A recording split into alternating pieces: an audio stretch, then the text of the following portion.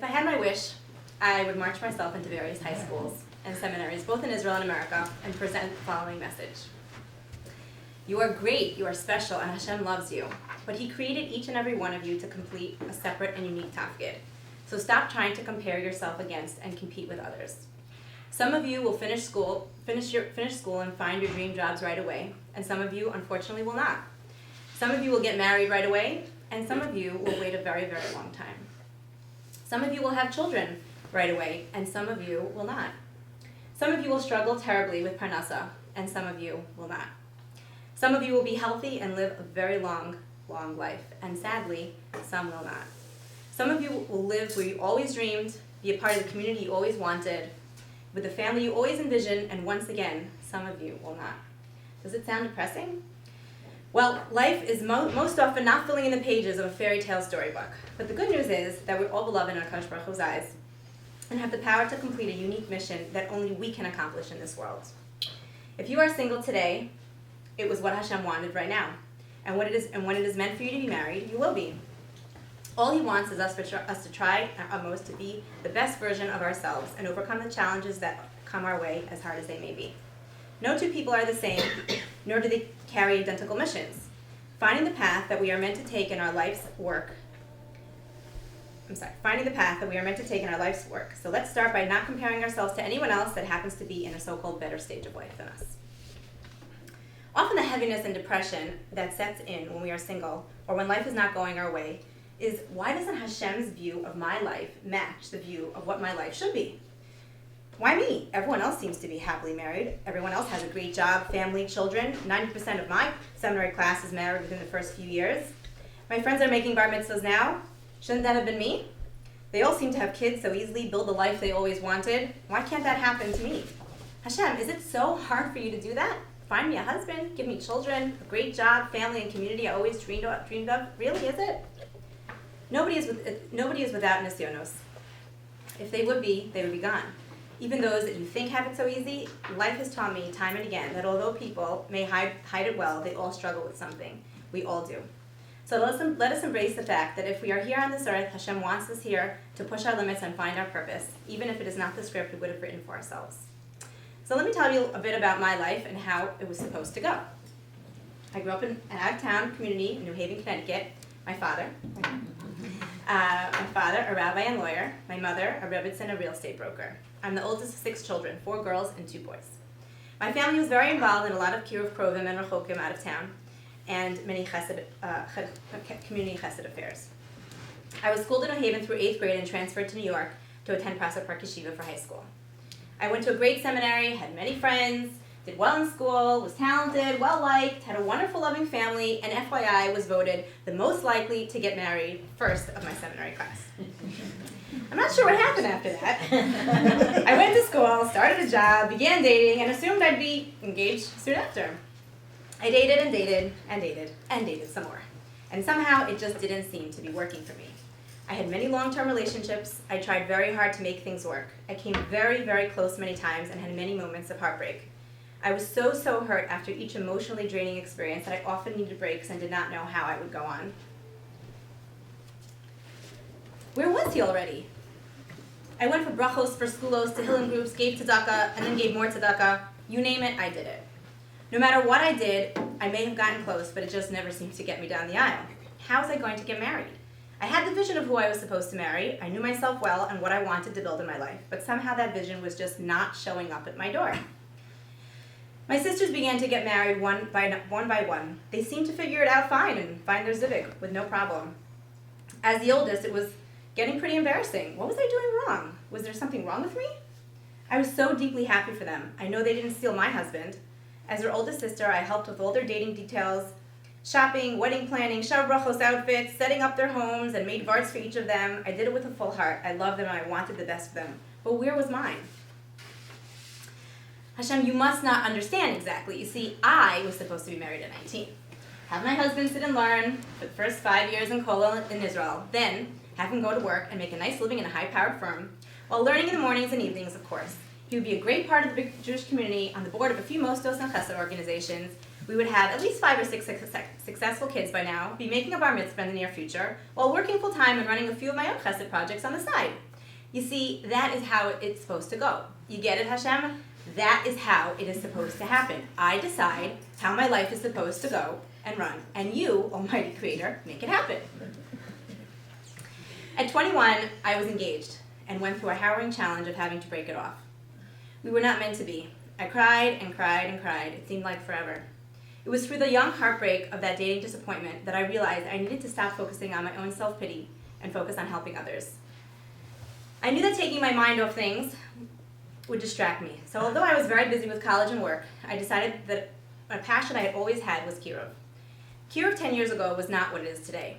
It was before Project Inspire had made Kiruv the cool thing to do, and of course, Oorah. Five-ish, five-ish. So it was a bit more challenging then. Regardless, I called up multiple Kiruv organizations and programs, offering myself as a volunteer. Boys did not want to date me because of it. One boy told me that it would be a matter of time before I went off the derech. When people saw me walking with girls in pants, they would call my mother saying it did not look good for Shidduchim. Regardless, it became the most wonderful 10-year journey that follows me till today. Kiruv opened my eyes to a world outside of myself. I knew what I was doing was meaningful, and it definitely put my dating life in perspective, giving me something else to focus on.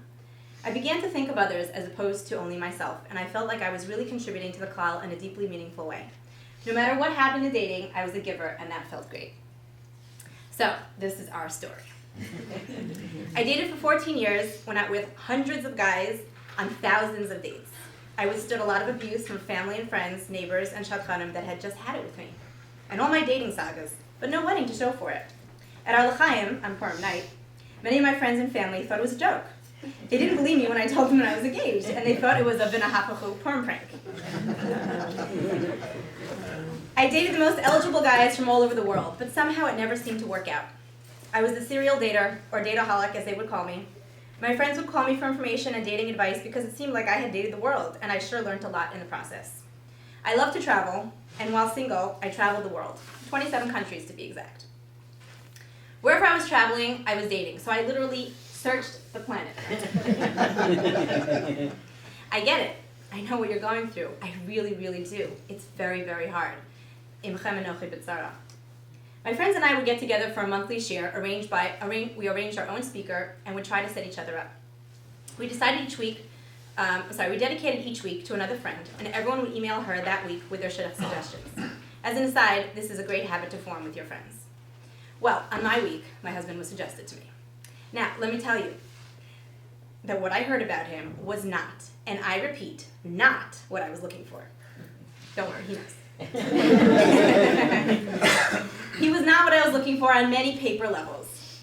But after looking into him, I said no to my friend, and somehow his name seemed to come up again and again. The more I heard, the less I was interested. A rabbi?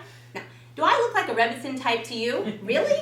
Kiruv? I mean, I love Kiruv, but I don't want to marry into that full time. It sounds exhausting being on campus all the time. Can you even make a living on a Kiruv salary? Kiruv was my chesed. I don't want it to rule my life. Silver Spring? Are you crazy? Definitely not. Definitely not. It was just not the vision I had in mind.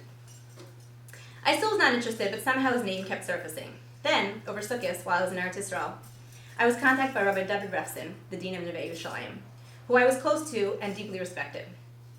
He hounded me to go out with him, twisted my arm, and left me no choice. So out of respect for Rabbi Refson, and as a chesed, I relented. My husband had heard of me from a few different sources and thought I could be just great for him, so at least one of us was excited to go out. I only wanted to meet for a cup of coffee to get out of it, but somehow I got swindled into giving him a full date. What? A whole date for a guy I have no interest in? Yes. And he's the most wonderful thing that has ever happened to me.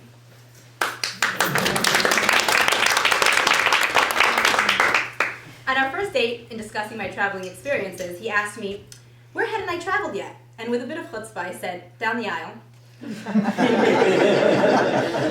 At that moment, he actually thought, maybe I could do something about that. And boy, did he. You see, my husband was married for 10 years, and his wife was sick and passed away. I was the first girl he dated afterwards, and all the searching, dating, worrying, tears, emotions, and time invested, who would have known I had to wait my turn until he was available. As soon as he was ready, it happened. Not a moment sooner and not a moment later. Just in case you were wondering, boy, what a worthwhile wait it was. Although my story was difficult, it lent itself to deep personal discovery and a more acute appreciation of the skills necessary for both successfully navigating singlehood and getting to the other side of the dating equation. It is around these goals that I have crafted my coaching practice. Although there is far more to say than time allows, I would like to give you a broad overview of some meaningful lessons I have gleaned. First, let's discuss some tips on staying positive through the difficult process. Number 1, don't let the world pull you down for not being married. You have so much to offer, specifically when you are single. Don't let society let you feel like an outcast, because you are not. You are an asset in 1,000,001 ways. Number 2, Hashem knows your address. When He wants to find you, He will. Number 3, don't ever underestimate the power of tefillah. I can't tell you how many things I davened for in a husband that I found in my husband many, many years later. There are no tefillahs that go unanswered. Tefillah is a great source of chizuk when times are hard and you feel that nobody could ever understand what you are going through. Hashem always can. I developed this small tefillah I used to say when I davened each day. Tati, you have made many great shidduchim for me already, with my family, with my friends, my neighbors, students, jobs, schools. I'm sure you can find me a husband. You know my address. And if I busy myself bringing your children back to you, I know that you have the power to bring my husband and children back to me. This tefillah kept me going when times were really hard. Number 4, get involved in your community. Pick a chesed that is meaningful to you and start to look outside of yourself. Becoming a giver will not only take your mind off your worries, it will boost your self-esteem, and that is always attractive in dating. Becoming a giver will also help you flex those giving muscles, which you most certainly will need as a wife and mother. And as a side note, did I tell you that I married a kiruv rabbi? Not only did my shidduch suggestion come through kiruv channels, but all that kiruv work which I volunteered for over 10 years is sure coming in handy today. Number 5, embrace your single days. You want to look back on your single days and be proud of what you accomplished and how you handled it. Not feel that you were simply wasting time waiting for Mr. Right or Mrs. Right. Make yourself proud of what you built during this time. The skill of being happy at every stage of life is one that every person needs throughout their lifetime. Number 6, a shidduch that does not work out was not meant for you. Be thankful rather than depressed when it does not work out. Repeat after me. Next. And move on.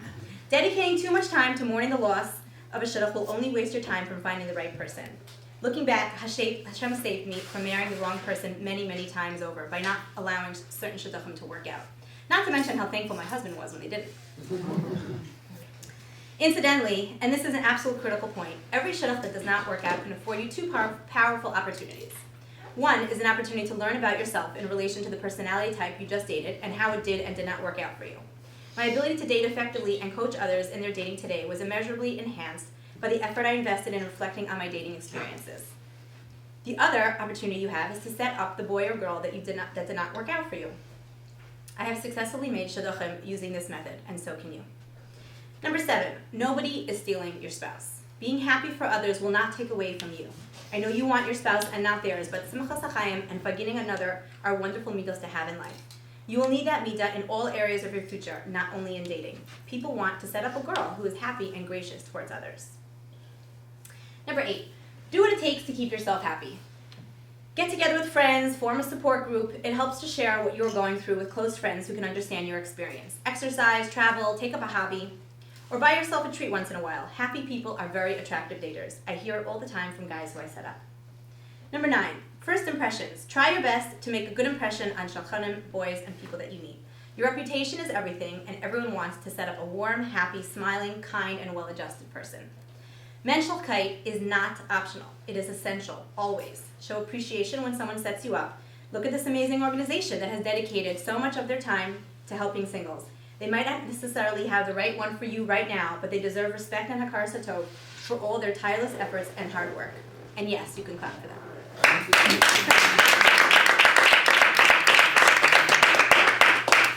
Optimizing your strengths. You need to present the best possible version of yourself in dating. Obviously, we all have flaws, but advertising our flaws up front will not get us to the further stages of dating that can lead to marriage. Hishtadlus is key, so here are a few ideas. This is difficult to discuss, but since we are in public and it's not personal, I will say it. If you have issues that are holding you back from getting married, for instance, trauma from a family divorce, loss of a loved one, fears of marriage, anxiety, depression, low self-esteem, fear of changing your life or becoming a parent, poor role models in marriage, etc., then please, please, please seek help. Everyone can benefit from therapy.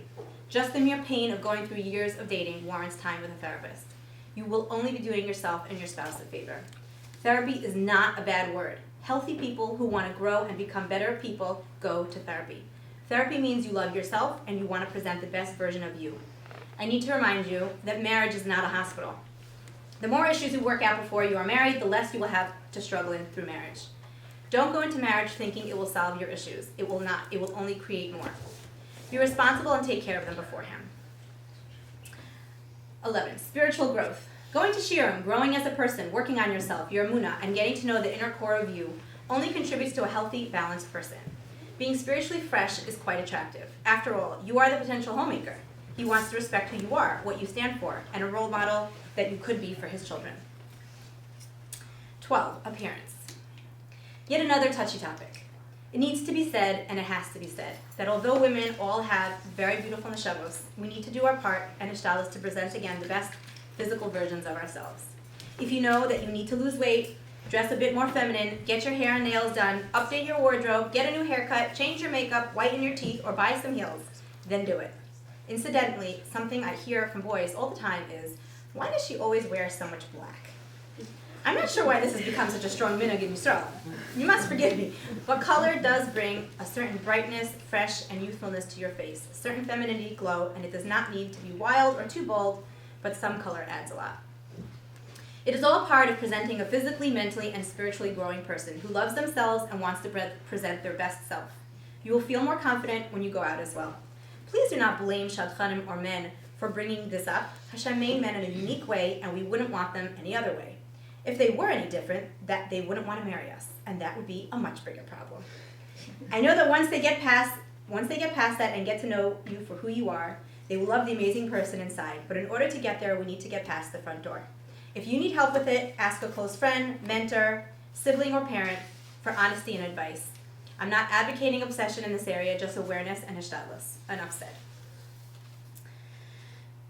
13. You can't say I love you until you know who I is. Get to know yourself, who you are, what you stand for, and what you really need. If you don't love yourself, you can't expect to give or receive that from someone else. You will be giving a lot more love to another when you get to know and love yourself. You can receive and give no more love than the reservoirs you have inside. The deeper those reservoirs, the richer your relationship will be. Now that we've discussed some strategies for optimizing your single self, let's talk about some strategies for optimizing your dating. Number 1, nobody is perfect. Look for potential. Nobody is perfect, not you, and not even your perfect father or brothers. Being the daughter of a powerhouse community rabbi and lawyer, I can certainly sympathize with the perfect daddy syndrome. But even your perfect daddy or favorite brothers have his flaws, which you overlook because you have embraced the overall wonderful person that they are. Look for someone who possesses those qualities of a good husband and father. That will mean more in the long run than anything else. Incidentally, even you have qualities that are hard to live with. Look in the mirror and see what you might have that he'll have to tolerate in you. What a great guy that he's willing to take all your flaws, right? Well, when we see flaws in ourselves, it is healthy to notice how another may be able to balance us in those areas and vice versa. You may have weakness that he is very strong in, although it will be hard work. By marrying him, he will help you develop those weaker areas of yourself.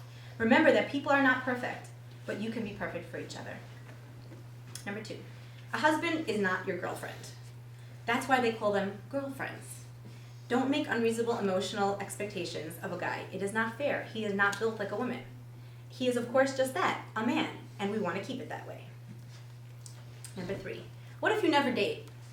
Dates don't mean marriage. The right dates might. Focus on quality and not quantity. It is hard balance to be open-minded, but not ready to date every single guy that comes your way. Here is where a dating coach would come in handy to discuss your options and find what is best for you. What if you overdate? You may need to refocus your needs and again talk it out with someone. Ask yourself if what you want is good for you. Number 5, one of my favorites. Wants versus needs. Make sure that you focus on what you need. Getting what you want may not be healthy or good for you, and you may spend many wasted years chasing what you want as opposed to what you really, really need and what will make you happy. Just because he comes from money and yichus and learns all day and night may not make you happy. When he understands you, is a big mensch, and knows how to give and receive from you, you have the ingredients for a lifetime of happiness. Too often we focus on frivolous external details in a shidduch that will have more to do with public perception than personal satisfaction. When the music stops, and the wedding is over, and the door closes, all you have is each other. So make sure you can make each other happy when nobody is around. Just because all your friends are marrying guys like that does not mean he would be good for you or your family. I dated many guys that were what I and my family wanted, and it never seemed to work. It was a lesson Hashem needed to teach me so I could appreciate my special husband. My husband was everything I needed and much, much more, but I'm not sure I could have appreciated that years ago when I was stuck on so many things that I wanted. Please excuse me for being strong here, but if you are holding your ground on certain must-haves, you may be pushing your zivug away. Give Hashem a Pesach to help you and bring him into your life, or you may have nobody to blame but yourself. I didn't want to marry someone who was married before. I would never have considered it, yet here I am and very happily married. As an aside, but on this topic, I need to mention that there are many benefits to marrying someone who has been previously married, and I'm glad to speak to anyone afterwards if they would like to discuss it further. Let me sum up this very important point in the words of a brilliant phrase I recently heard. Don't compromise, prioritize. Number 6, midos don't split. Yet another favorite of mine. Every character trait has an equal and opposite quality that you may not like. Your character traits have their opposites too. I speak to girls when coaching them, and this is what I hear. I want someone who's very ambitious and a go-getter, but very, very laid back. I want someone very tough and very strong with a solid background, but very emotional and soft and sensitive. I want someone very, very expressive of his feelings and his emotions, and very outgoing, with lots to say and great opinions, but an amazing listener. Most of these qualities are contradictory. We have to understand that people come in balanced packages. This isn't Amazon where you put in your specs, press buy, and it shows up at your door 24 hours later. We are talking about real people. What we want is to share common goals and have a balance to our personality. Each midah has both a positive and negative aspect to it. Embrace the package. Don't fight it. If you are very intense, then a more laid person may be perfect for you, but don't get upset if he isn't the ambitious guy you always dreamed of. It's precisely with this opposite midah that he can balance you out. This balance of personalities is tremendously helpful in navigating the challenges of marriage as well. When you understand the different qualities and midos that your spouse brings into your marriage, you can appreciate him rather than be frustrated. He is wired differently than you, and he doesn't see things the way you do. It is the balance that we need. That's why you married him and he married you, to balance each other. It's a good thing. Number 7, reality versus fantasy. People are human, and we all have flaws. You most certainly will never find a flawless package. Such people may exist, but only after many, many, many years of hard work in marriage. Holding out for that fantasy guy may be an unattainable dream leading you nowhere, when a wonderful reality is in front of you and can take you very far towards a wonderful, happy future. Number 8, don't be scared of a guy that likes you a lot. Often I hear from girls, he likes me too much, he's too into me, yuck, I wish he would tone it down, I'm choking, I just don't feel the same. He is way ahead of me. Well, that is the way the men work. They are often ahead of the girls, and that is healthy. A man who pursues a girl that he likes and he finally marries her spends the rest of his life trying to make her happy. Which woman wouldn't want that? Men know what they want when they see it, and they go for it. If you need time to catch up, that's fine. Ask for that. Please, do not stop dating a great, wonderful guy just because he thinks that you're special. That is such a big mistake. Number 9, one date at a time. I'm not sure why people go on a date and ask themselves, can I marry this guy? That thought is very overwhelming and creates way too much pressure. Often I hear from girls and guys, I just don't see it. Of course you don't see it. Who would ever want to marry a stranger you met one time for a few hours? Honestly. What I suggest is simple. The only decision you need to make after a date is if you would like to go out another time. That's it. If you had a nice time and you would like to see them again, then that's what you should do. Don't think about marriage right away. In dating, you will over time either grow to like them more and more and see a future together, or over time you will grow to see less and less potential. Number 10, dating the right person can be very hard, and that's okay. Just because you are anxious and want to throw up when you see him, feel like you can't eat or sleep while you're dating him, get distracted at work, or feel a stomachache or headache approaching before a date does not mean he is not for you. Actually, being nervous can mean there is a lot of potential and you are taking it seriously, making it very, very scary. As much as you want to get married, change can be overwhelming, but that does not mean it won't be great for you. Separate the two. Embrace the fear and speak to a dating coach if you need help, but don't disqualify a great guy because you are anxious every time you think of him. Too often we go to a vart and see the chassid and kala glowing, looking extraordinary, smiles on them and their families from ear to ear. What you don't see is all the hard internal work they both did to get there. The hours of dating, discussing discussions, ups and downs, letting go of some dreams, and embracing the reality. It takes a lot of flexibility and struggle to blend two worlds together and get to engagement. The mere bridging of two opposite genders, especially when they have been apart for so long, can take tremendous effort, patience, and perseverance, let alone personal histories and all of the other differences. That hard work will bond you and help build a long-lasting, deep relationship. This shared project of bringing your lives together only continues in marriage, so get used to it. It is not a bad thing. It is how you grow and mature as a couple. It is a process, and done properly delivers great returns. Dating my husband was very, very challenging. He was not the external picture I had in mind. Me being single for 14 years and he married for 10, we were coming from very, very different planets, especially in dating histories, to say the least. So bridging the gap was very, very difficult and took time. As we dated and worked at it, we found out how internally right we were for each other. And although that took a lot of hard work, it was worth it. We've covered many areas of dating, and I hope you'll be able to use these ideas to help you in the future finding Mr. Right or Mrs. Right. Before I conclude, I'd like to leave you with 4 ingredients I found to be indispensable to every successful match. So here's my quick spouse recipe. Number 1, character. Find someone whose character you are attracted to and who treats you well. The word for character is midah. Midah is a measurement, and you need to find the right dose for you.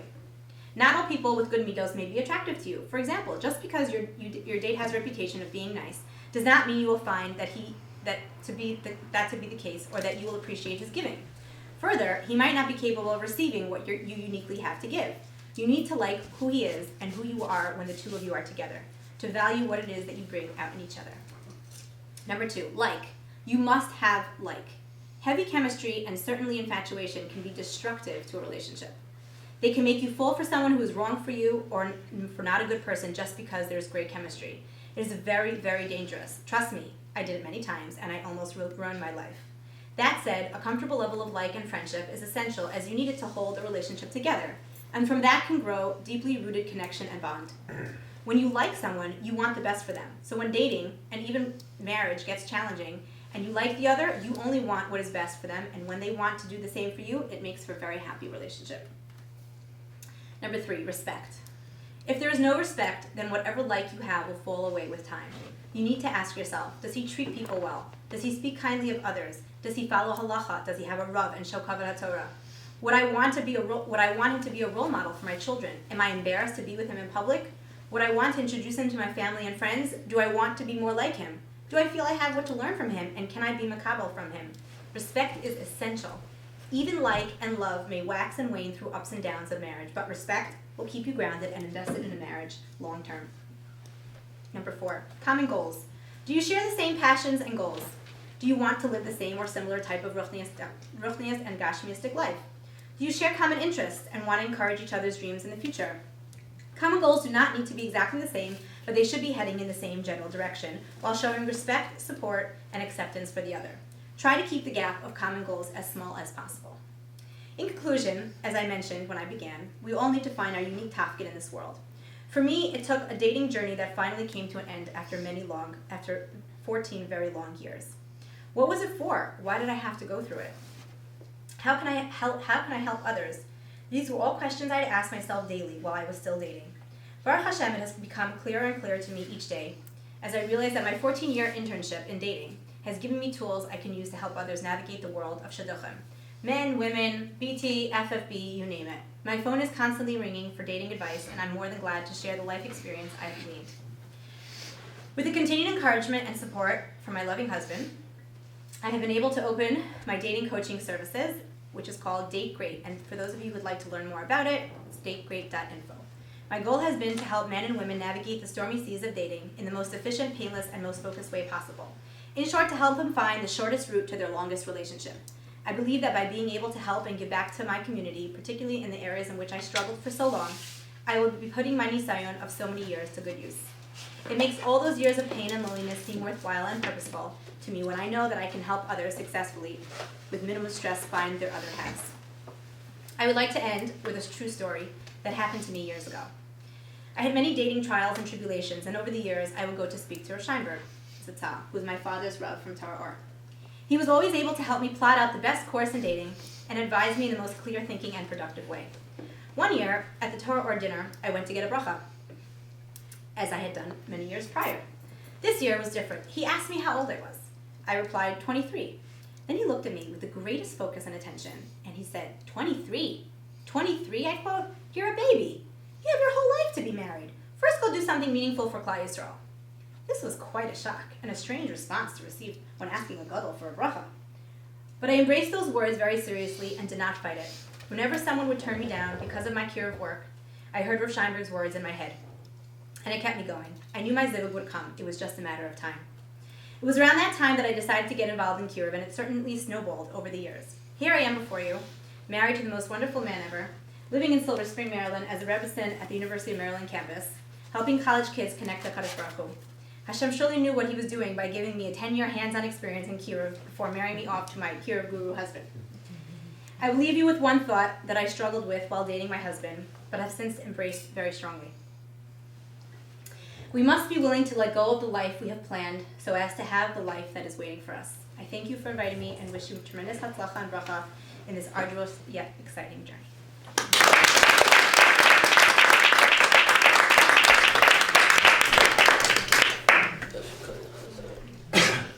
I would just like to say something. Address. I just want to say how proud my wife and I are of our daughter and son-in-law, and how much we love them.